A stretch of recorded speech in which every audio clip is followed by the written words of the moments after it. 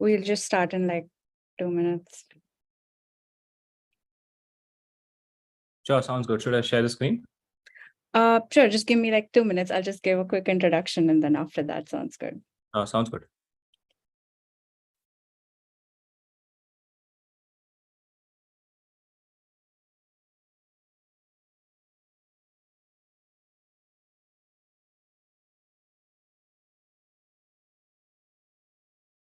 Okay, I guess we'll start. So yeah, hi everyone.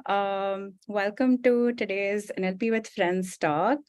So as you could have already seen, we have Kalpesh Krishna who joined us today. Welcome Kalpesh to NLP with Hi, Friends. everyone.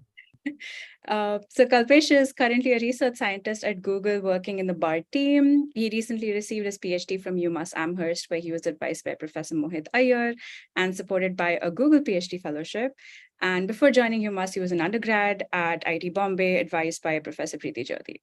So as the rules for any NLP with Friends talk, please be courteous to our speaker. Please be muted during the talk. And another quick bit on the screen, we have call for talks open for next spring.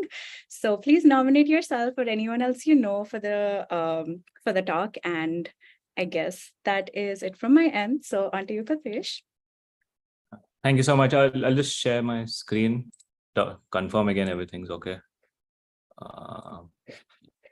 Okay. Can you see a full screen? Yeah. Okay. Okay, great. Okay. Yeah. So hi everyone. Thank you for inviting me. Thanks for the introduction and super excited to be here. I always wanted to present it in NLP with Friends. So happy to be doing that today. So yeah, today I'm going to talk about AI generated text detection and about our recent work that it's currently on archive and in submission to NeurIPS 2023, titled Paraphrasing Easily Evades Detection of AI Generated Text, but Retrieval is an Effective Defense. And this is some work I did with Ishao Song, Marzena Karpinska at UMass, my advisor Mohit Iyyer, and John Whiting from Google DeepMind. Okay, so I'm guessing most of us extensively play around with ChatGPT probably at a daily basis now. And it's interesting that this is literally all over the news channels. And it's the first time that AI ML tech is getting so much media coverage. And it really begs the question, like, what makes these chatbots so fascinating? So first, you can ask it questions about anything, and they give you reasonable looking answers, such as the one on the left here. And these generations are not only grammatically correct, but also coherent. And finally, these generations are long form and novel. And this is quite unlike any AI system that preceded these modern chatbots.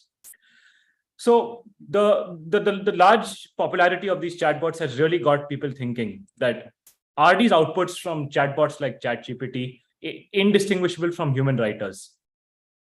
So I don't think this is currently the case. But let's do a thought experiment where this is indeed true, that AI generated text is indistinguishable from human text. So what might happen here? So one of the obvious downstream effects here could be the effect on the internet.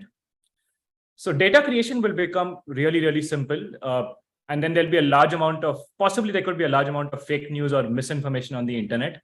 And like search engine would need to like filter out AI generated text versus human written text to like get meaningful information. A possibly bigger issue is that of academic plagiarism. So since AI generated text is so good, there's a worry that college students who need to do essay assignments, they would not do the assignment properly, but just enter the same question onto ChatGPT and then copy the output and use that exactly as an essay assignment. And this will completely defeats the purpose of essay assignments in the first place, which is like to familiarize a student with the topic and like get them thinking about it. And it's also possible that these chatbots will end up replacing humans in many applications like therapy, customer service assistants. And it's possible that clients would have no idea about this. So clients would be talking to one of these services like a therapist or a customer service agent, and they would have no idea about this. So there's a growing fear that all this could become a reality in the near future. And this has led to extensive recent research in the last few months in this area called AI generated text detection. So this roughly works as following. So given a candidate text, which could be a model generation as shown here, or it could be a human written text, it is passed through an AI generated text detection algorithm that returns a score determining how AI generated this is. And if this score passes a fixed threshold, then we can say that this text was AI generated. Otherwise, it was not.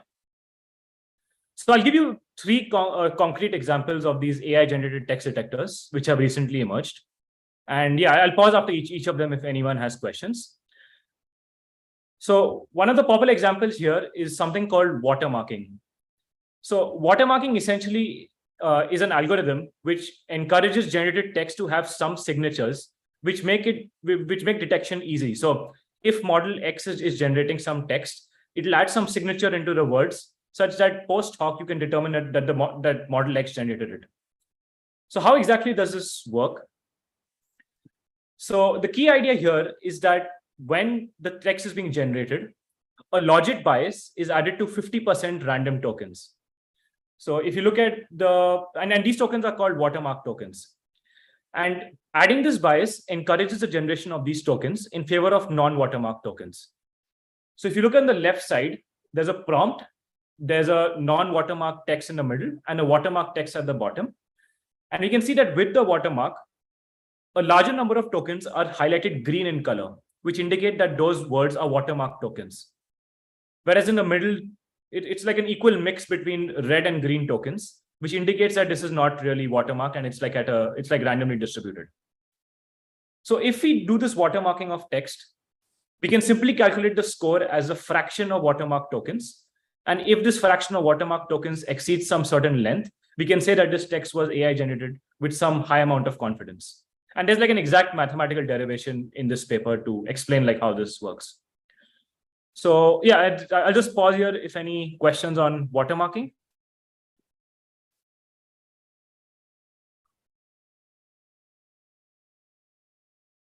Okay, I'll keep moving. And yeah, if there are clarification questions, we can always talk about them later. So another example of this is this infamous OpenAI text classifier.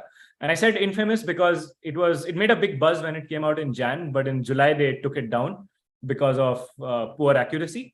But what this basically does is it adopts a more machine learning approach where one of the OpenAI language models is fine-tuned on a binary classification task to determine whether some text was AI generated or not.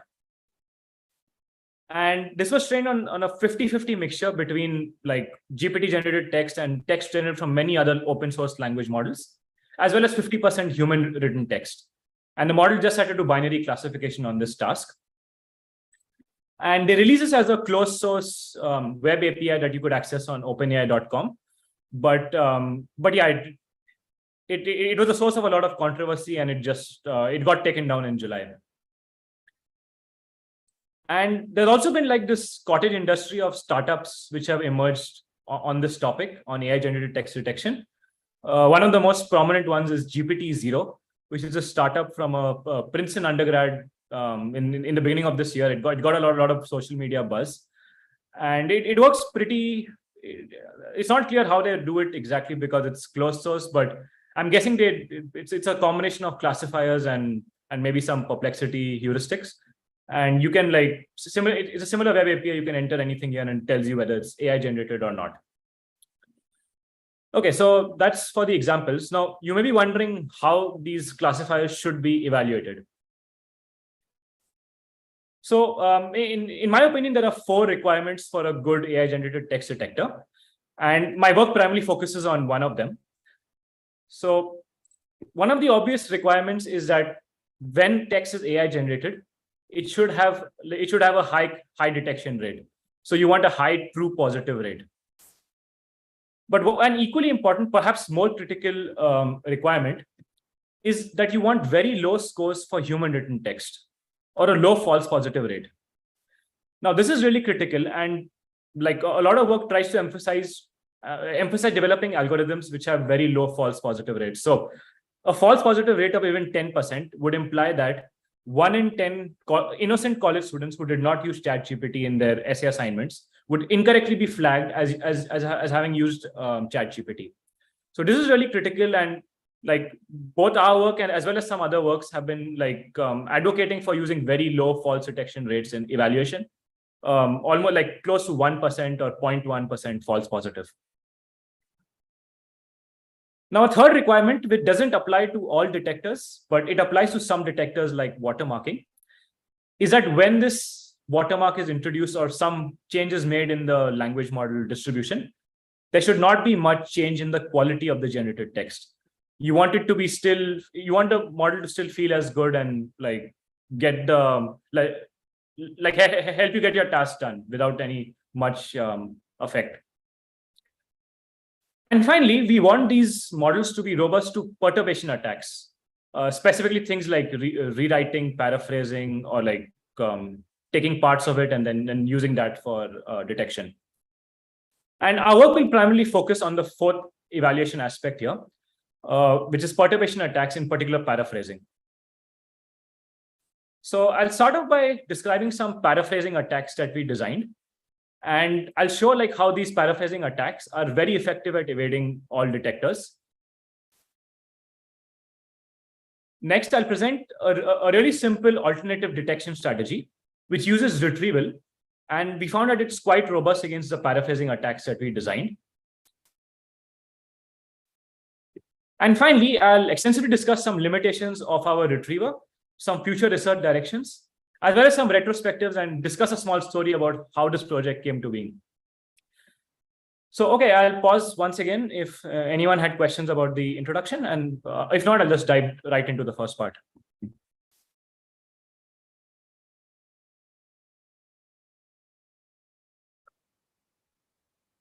Okay, so I'll just keep going. Okay, so I'm going to sort of describe some attacks now, and an important disclaimer before I do that, it's pretty typical in security and privacy literature where research seems a lot like recipes to attack models, and they don't seem like it doesn't seem like a very ethical thing to do. But this is quite typical practice in SNP literature, and the goal is not to like encourage people to evade detectors. The goal is to like bring awareness on the limitation of these detectors, and not just that, also to like create good evaluations to test the robustness of these detectors. And only when we have good evaluations can we like have like the development of better detectors which are robust against these attacks. So essentially, it's like a cat and mouse game, whereas researchers try their best to come up with strong attacks, and then researchers then again try to come up with defenses which are robust against these attacks. Okay, so paraphrasing. So paraphrasing can be defined as a rewrite of text using different words or phrase structures, while approximately preserving the same meaning. And to give an example of this, here is the left two boxes here represent two different rewrites of the same piece of text. The right one is slightly shorter, but it conveys pretty much the same meaning. And we can see that a number of, if you look at the diff in the right box, a number of words and phrase structures have changed. And these changes of word structures are like, yeah, and it's a pretty significant change here. It's not like a small rewriting. There are a number of synonyms being used and some punctuation changes as well. So how can paraphrasing affect this AI-generated text detection? So I'm going to illustrate this with an example. So let's say we have a prompt and we pass it through a watermarked version of an API, like the OpenAI ChatGPT API. And as I mentioned before, if you pass these prompts through a watermark version of the API, the model is encouraged to generate watermark tokens, which are highlighted in green here. And you can see that a lot of tokens in this text are green in color, which indicates that they're watermarked.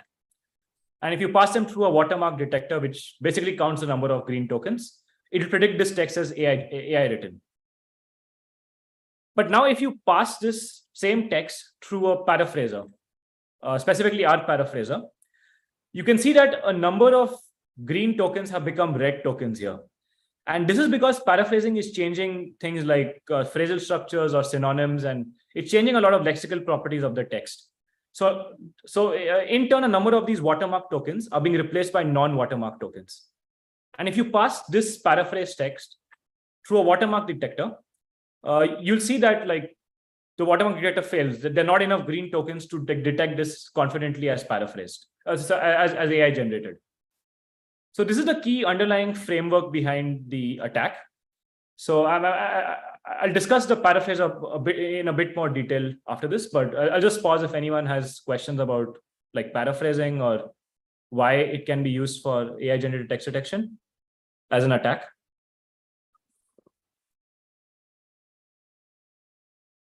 Just a simple question. Is this like a standard paraphraser, or are you using something special there? Yeah. So this is actually a very specialized paraphraser. I think standard paraphrasers will also work here. There's another work which shows that standard paraphrasers will work here. The reason we designed a specialized paraphraser is because this task needs some like specific things which off-the-shelf paraphrasers don't offer. I'm going to explain this in a lot more depth in like a minute. I still did not understand what is watermarking technique, that there are certain words that are said to be have generated by ChatGPT, or what? Like, how come all these words are green in color, but they are just normal used words? Yeah, that's a great point. So what happens in watermarking is that a random 50% words are assigned as watermark, and another random 50% are assigned as non-watermark. And what happens during the generation process is that the watermark tokens, the 50% random subset of tokens, they are more likely to be sampled by ChatGPT. There's a perturbation in the logit distribution. So the probability distribution is not the original ChatGPT distribution here. There's like a bias towards these green tokens. And what the watermarking paper showed that is that even after this bias, there's not much effect in the quality of text. Is this watermarking technique used by ChatGPT right now, or Nobody knows. Nobody knows that, but I would guess not, because they don't have a watermarking detector out there. But yeah, nobody knows what they do behind the scenes. This is just like this idea was a academic research paper, and they implemented it on like open language models. got it? Yeah.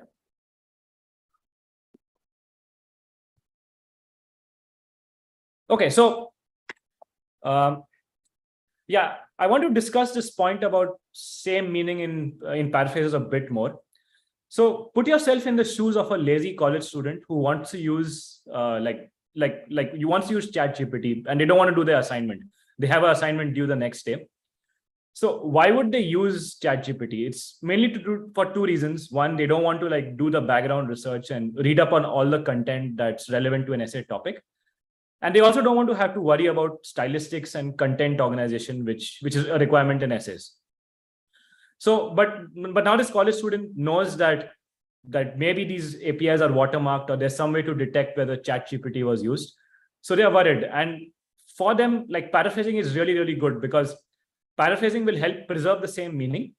And with these paraphrases, they will like not get caught in the detection, and they would like and they would not have to do the essay assignment properly. And they would also ideally want something that makes very minimal changes to the output, such that they don't have to like rewrite it and then figure out stylistics or content organization. So with all this in mind, we introduced a new paraphrase generation algorithm here. So we found that existing paraphrasers were pretty lacking in three aspects. One, they could not really paraphrase long text. They were operating at a sentence level. They also lacked control. So it was not easy to specify how much paraphrasing you want. There were some hacks to do it, like changing the nucleus sampling hyperparameters, but there was no principled way of controlling them in most paraphrasers. And also there was like no sense of context. So like a lot of this paraphrasing does not happen in isolation. Like the paraphrasing can also use information from the prompt. So if you look at this paraphrase here, you can see that it needs all these three things. You require paraphrasing a long piece of text, because these models generate such long sequences of text. And like the student ideally wants something which minimally perturbs the text. So they want to like control the amount of paraphrasing and do it just enough to evade the detector. And they also want to like use extra information such as the prompt, which may be available.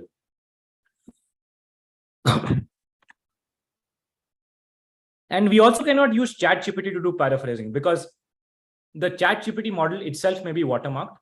So if ChatGPT is used to do watermarking, then the watermark would be reflected in the ChatGPT paraphrase output as well. So they have to, like, the attacker or the student has to like think of like, it has to have some private model which is not watermarked and can be used.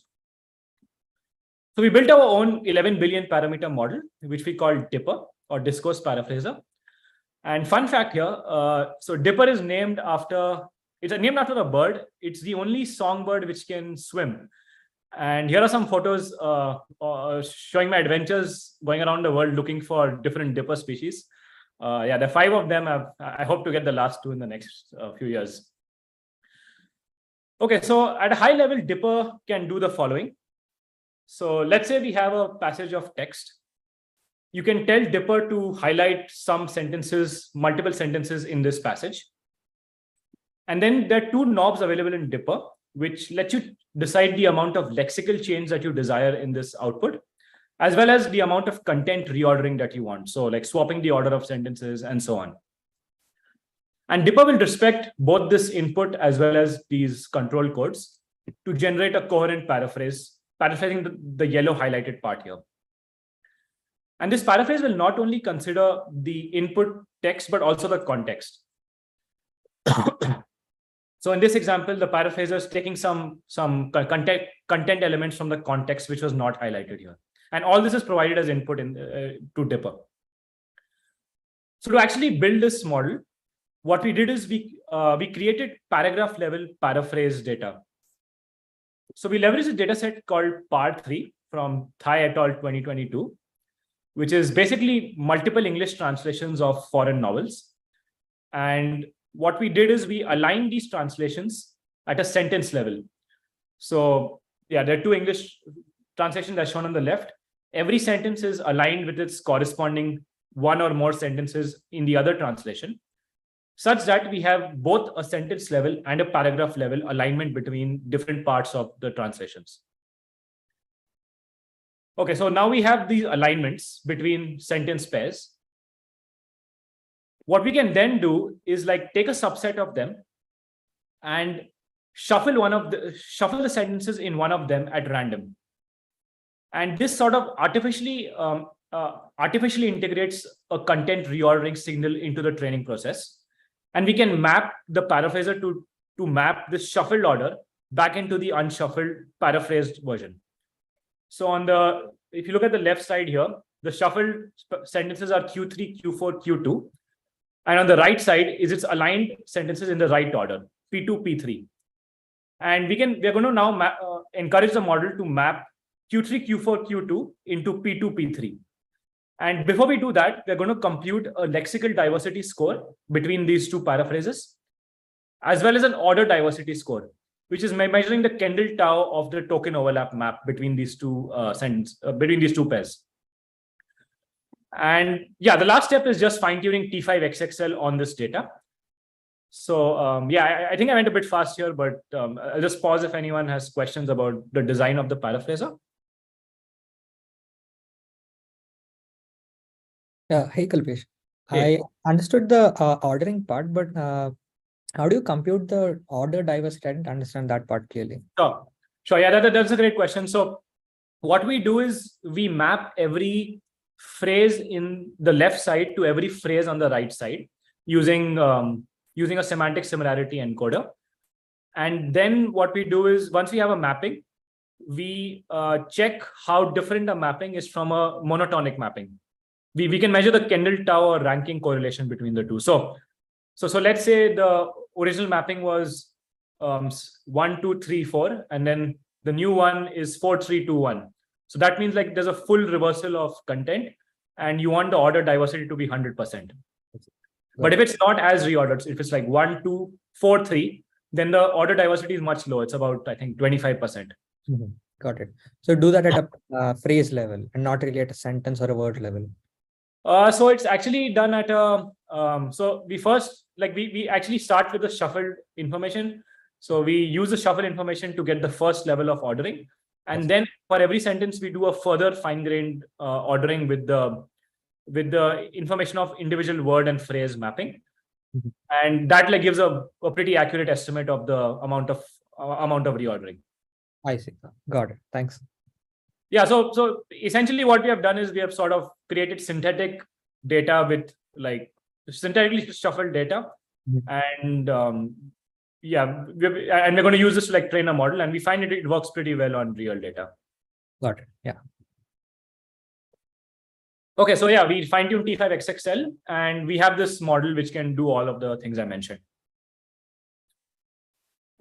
Okay, so now we have a paraphraser, and now we want to attack AI-generated text detectors with this paraphraser. So I'll describe the experimental setup. We evaluate this model on 2 tasks: open-ended text generation as well as long-form question answering. And we chose these tasks because these are pretty popular use cases of modern language models, and also related to like what people wanting to do essay assignments would query into these chatbots. And we evaluated models of different sizes: GPT-2 XL, OPT 13 billion, as well as GPT 3.5, the DaVinci 003 model.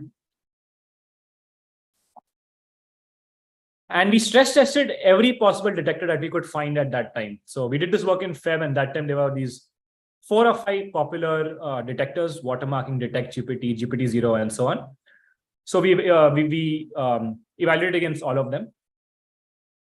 And for evaluation, we mostly measure detection rate, but try to make sure that the false positive rate is fixed at 1%. So as you may remember, I mentioned that false positive rate is very important, and we want to keep it as low as possible. So let's move on to some results. So here are the results without any paraphrasing. You can see that watermarking is the most effective. Detect GPT is pretty good as well. And OpenAI and GPT-0 are not as good, even without paraphrasing. Now, as soon as we do paraphrasing with Dipper, we can see significant drops in all these detection rates. Only about half the watermarks can be detected now. And Detect GPT's accuracy has fallen down to 4.6%. So it doesn't work at all anymore. And the same effect is seen on OpenAI and GPT-0. And one very important point here is that we use only one Dipper paraphrase. So it's pretty typical in some of these, in some of the attack literature, that to keep trying out different attack prompts until it breaks the system. We did none of that here. We just took a single Dipper paraphrase, completely black box to the detector, and then found that it like really evades all these detectors. And at the same time, semantic preservation was pretty high in both automatic metrics, which said that 88 to 100% of Dipper paraphrases have an average paraphrase score better than an average part 3 paraphrase. And we also did a human eval on Upwork, which said that about 81% paraphrases are exactly equivalent or approximately equivalent. So in other words, like Dipper is preserving semantics, and at the same time, it's evading these detectors. So it's really problematic because anyone can build that paraphrasing attacks and then attack these brittle detectors. Okay, so with that, I'll move on to the next part of the talk. I'll pause again if anyone had questions about the results.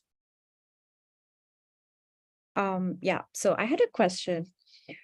So I was wondering if it is also because of like the fact that the paraphrase data is constructed from say human written stories, or something that is very innate to how humans write, but bigger detectors say ChatGPT, say Detect GPT or something, they're trained on say web data, which is probably not same stylistically as how humans write. So they're not able to catch paraphrases. But if you use Dipper to paraphrase, say a Wikipedia article, maybe this might not work. I mean, I don't know. I'm just thinking of it here.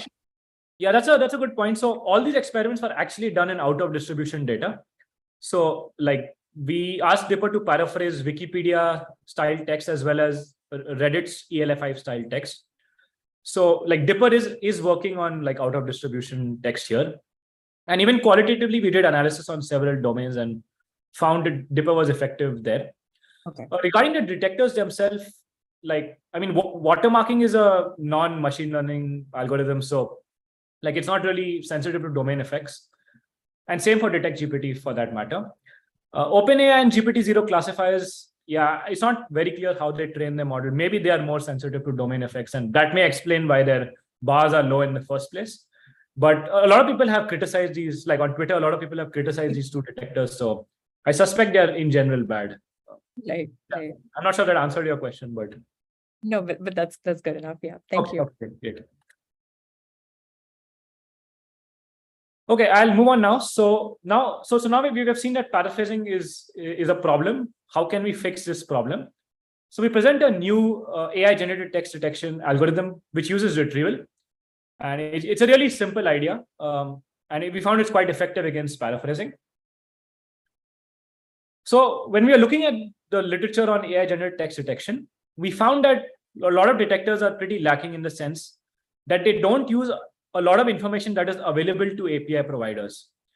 So all these detectors, they like look at the generation in isolation, and they try to figure out some property of this generation which may make it like more likely to be AI generated or not. However, people who are hosting language models such as OpenAI, Google, or Cohere, or any of the other companies, they actually have access to a lot more information about, like, yeah, besides the generated text. And if they want to provide a service for AI generated text detection, then they can actually do a lot more than just process the responses. So one of the things they have access to is the response that was generated for every model query that was sent to them. So we can see that in this diagram, we can see there are a number of queries being supplied both by genuine users as well as attackers. And all the responses had to pass through the OpenAI API before they were given to the user. So what if OpenAI just maintained a database of all these AI generated responses? So they just store everything that they ever generated from their model into a database. And for that matter, they're already doing this according to some docs on their webpage, that they store responses indefinitely by default. And if you opt out, I think they delete it within a month or so. They keep it for a month. So let's say they store all these responses into a database. And then we simply provide a search engine over these AI responses. And by we, I mean the API provider. So in other words, let's say there's a candidate text which someone wants to determine whether it's AI generated or not. This is simply sent as a query to this database, which contains all the previous responses from the API. And there's a retriever or a search engine over this database. This database, a search engine, then returns the top one match. So which is a match, which is the previously generated response, which was most similar based on some criteria to this particular candidate. And once we have this candidate as well as a top one match, what we can do is we can compute some kind of a similarity score, such as a 1 gram overlap or some deep network similarity scoring, to get a score of how AI generated this is. And if this score is greater than some predefined threshold, we can say that this text was AI generated. So in other words, this, like in a nutshell, what this process is doing is, for every candidate text, it's seeing if there was some previous response very similar to it that was generated by the same API. And since the API provider themselves are providing this service, they have access to all the information to make this detector possible. And because we're using semantic similarity in this pipeline, paraphrases will also have high semantic similarity scores, because they would have a high semantic overlap with the input text, and it would make the detection possible. Okay, so this is the main idea here. Any questions on like how this works? Yeah, this may be the most complicated slide. I think things are easier after this. So if anyone has questions, we should clarify them here.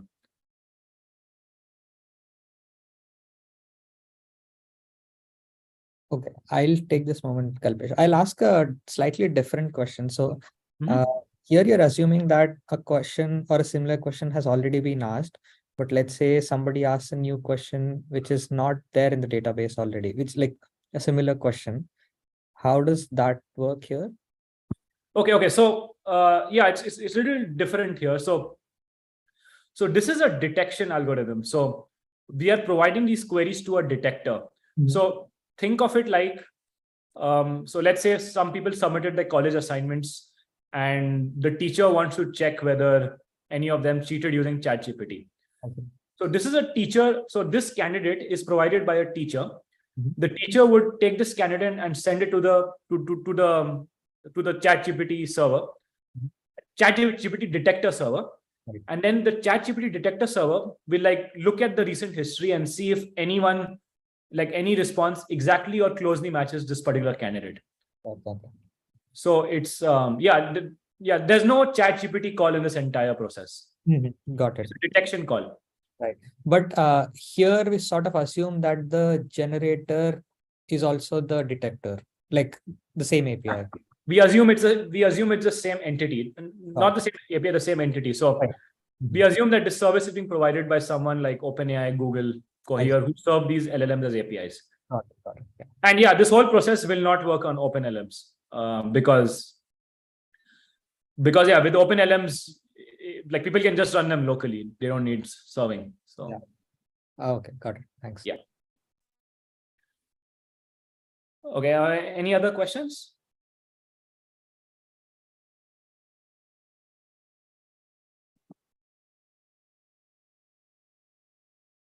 Okay.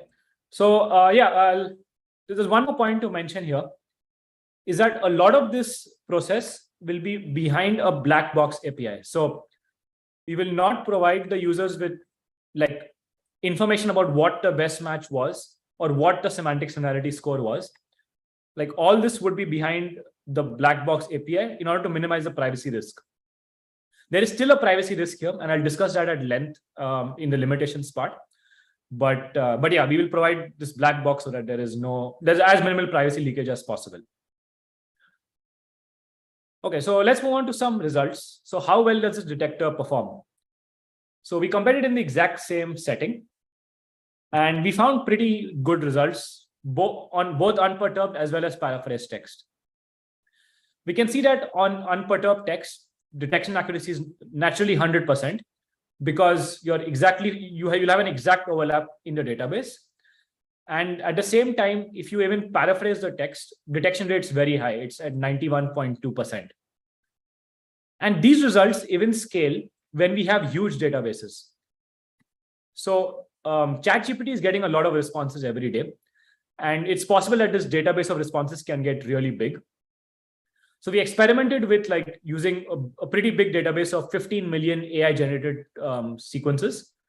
And we found that this like the performance drop is very minimal. So you look at the PG19 row here, as the size of the retrieval database gets from 1 million to 50 million queries, there's almost no drop in the detection rate. And all this is using a very basic BM25 retriever. So there was nothing fancy optimized towards the corpus or any dense retriever here. All this is just using BM25. Okay. So any questions about the experiments or the results here?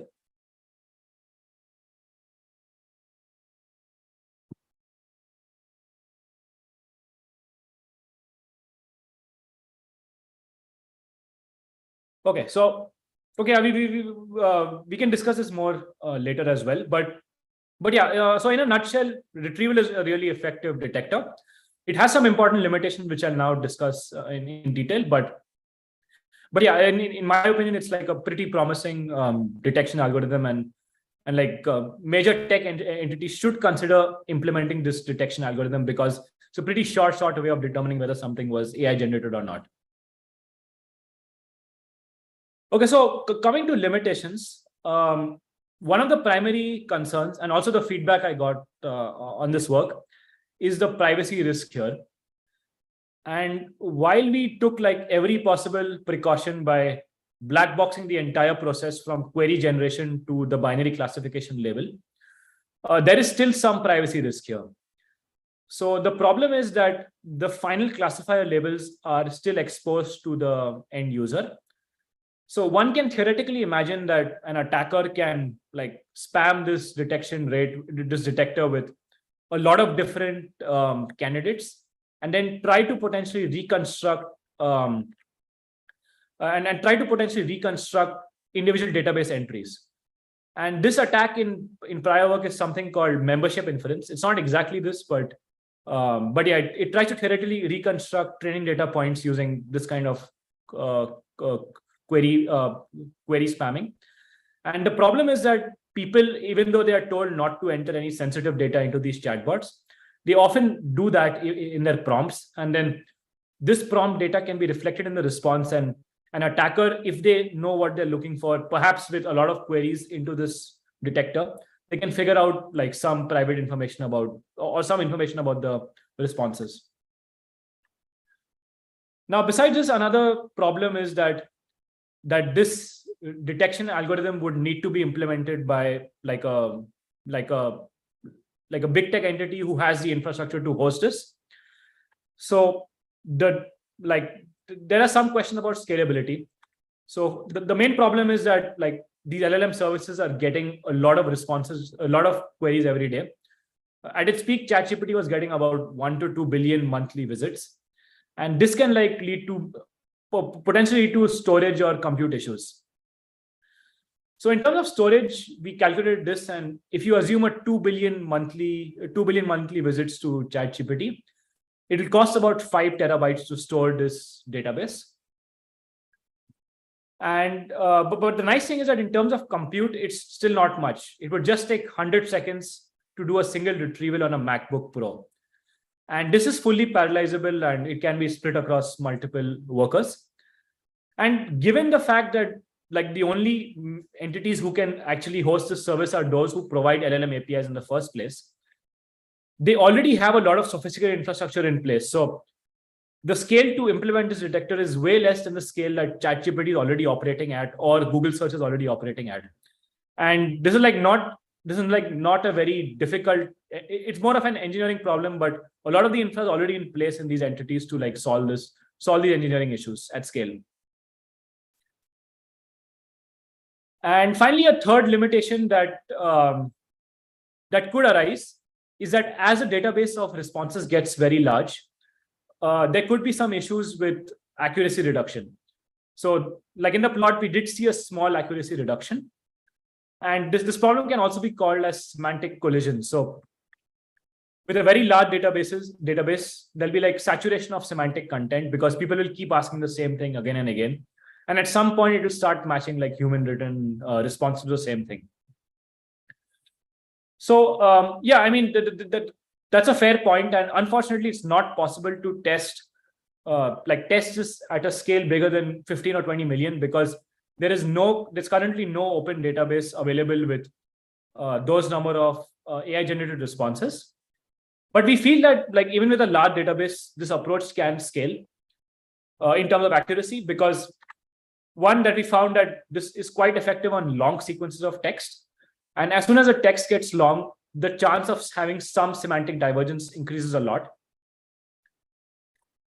And retrieval is not just like semantic content matching. It's also like the best retrievers use both BM25, token overlap metrics, and a lot of other heuristics to like get high retrieval performance.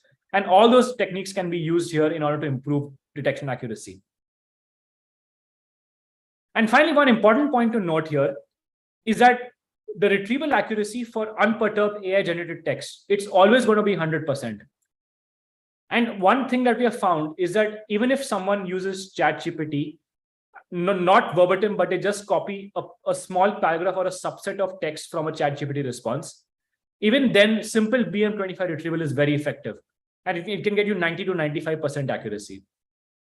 So this is an important point here, that without paraphrasing, you're getting extremely good performance. And it's always going to be the case. So it's really important to like consider this. And even after paraphrasing, detection rates are pretty high. Okay, so yeah, those are the limitations. Any questions here?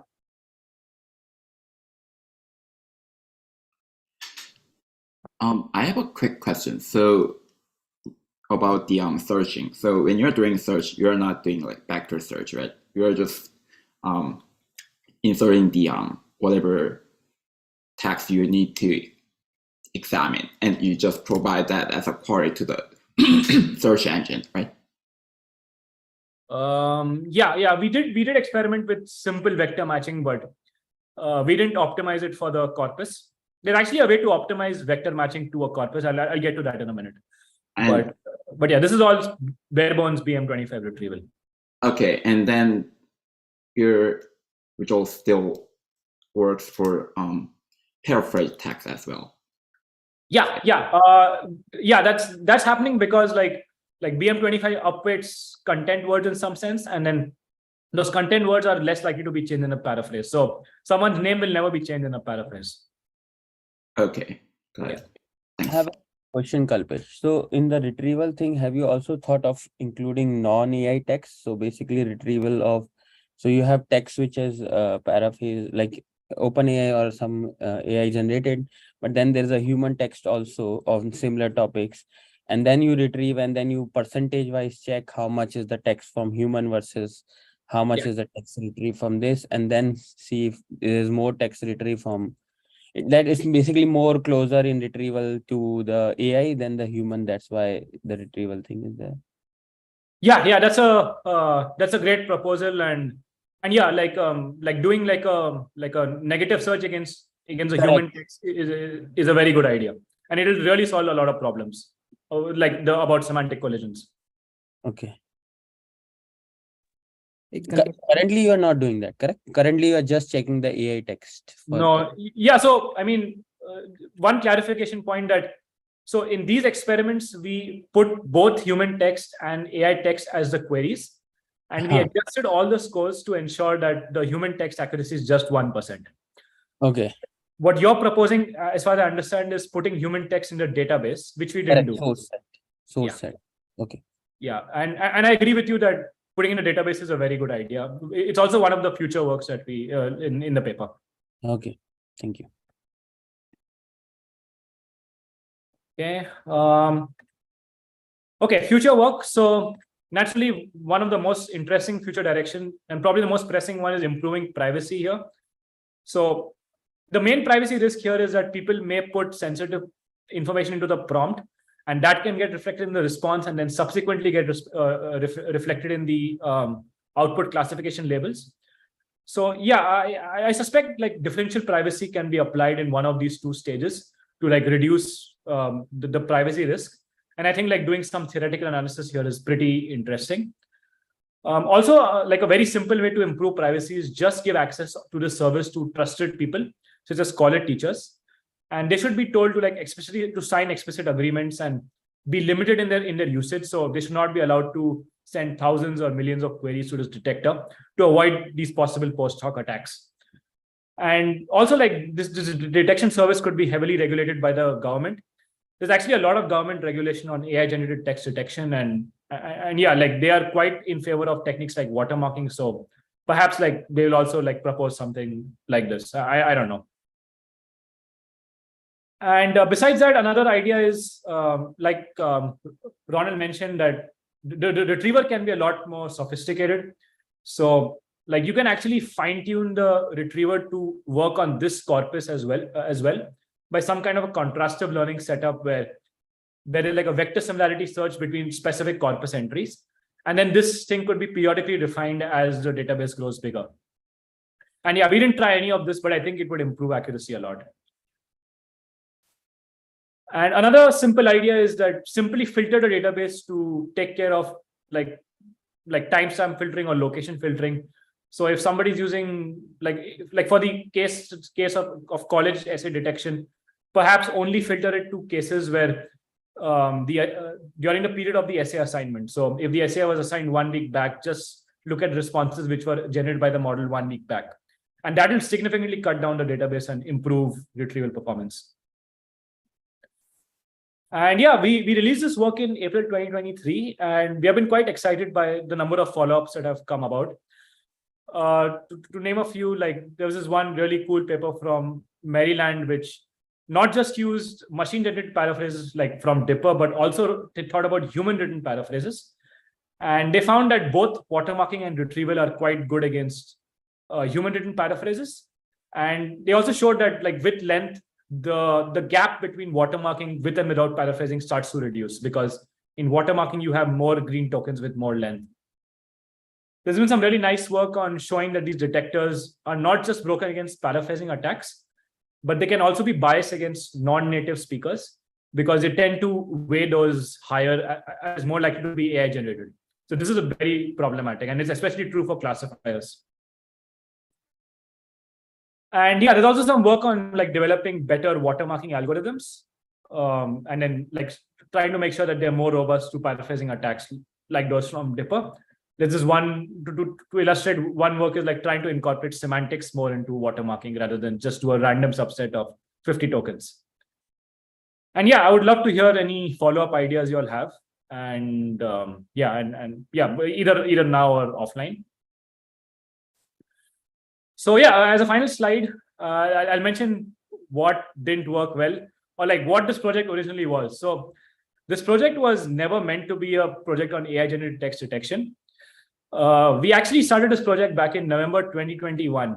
And the reason we started this project was because we wanted to make this paraphrase generation model. We thought that existing paraphrasers are quite bad due to the reasons I mentioned. And we wanted to we had this idea in mind, and so we are trying to do different modeling things to get this to work.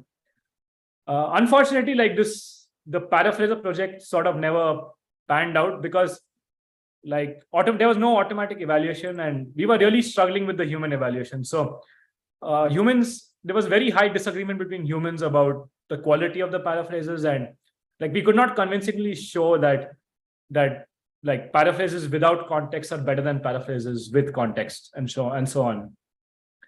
But yeah, with all the buzz in Jan 2023 about AI generated text detection, and the fact that some of the features we introduced here were a very good fit for that task, we decided to pivot the project and write it as an AI generated text detection paper.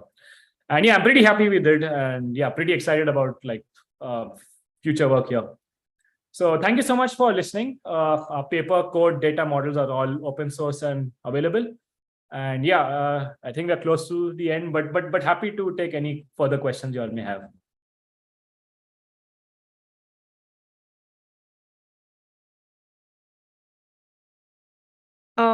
Okay, so if people don't have any questions, I'll probably start with one. Yeah, thanks for your talk.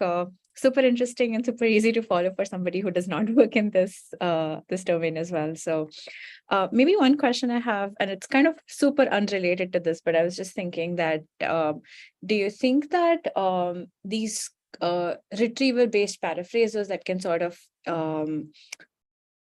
retrieval-based detectors that can sort of detect whether something is AI generated or not, if that can be also useful for maybe faithfulness detection or factuality detection of generated text? I mean, is there some thread along some work which does that, or what do you think about that?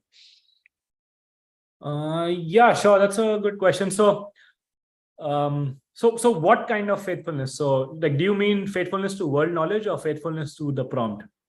To the world knowledge. Maybe faithfulness is a bad word. I would say factuality. Or maybe just maybe detecting hallucination for that matter, something, will that be beneficial for that?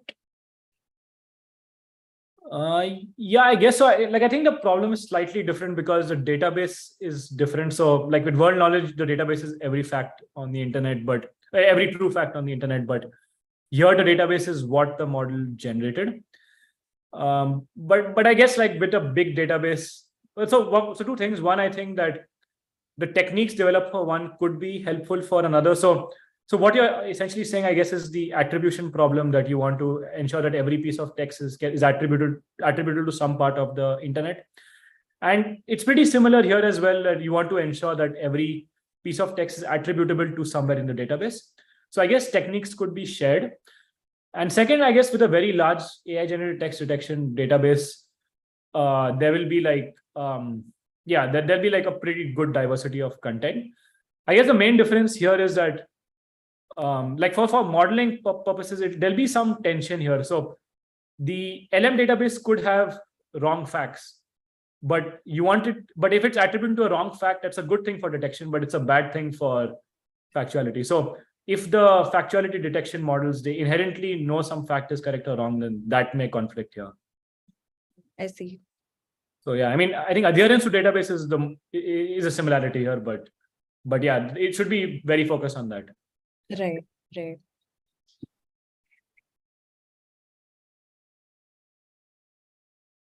I'll wait if anyone else has questions. Maybe I can ask one more. Kalpesh, like super interesting. Thanks for the talk. Thanks for taking time.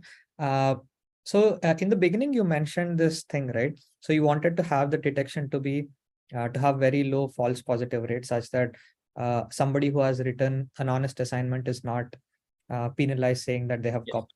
So have you tested that in your experiments? Yeah. So all experiments test that. So what we do is we only plot, like all these numbers are assuming a 1% false positive rate. Okay. So if the false positive rate is assumed to be lower, then all these bars would drop. I see. Okay. Except perhaps the retrieval unperturbed bar. Everything else would drop. I see. And yeah, and like watermarking is surprisingly robust. Like even at a detection rate of 0.1%, it was at 100% accuracy. Okay. Got it. Thanks for that. Yeah, and so all these experiments are not just evaluating AI generated text, but also human text, and like to make sure FPR is low. I see. Got it.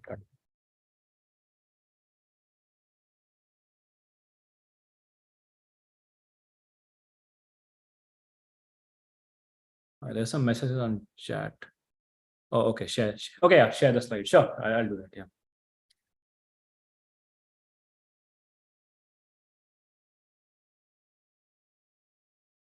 Yeah, okay. Looks like we are on time and don't have any other questions.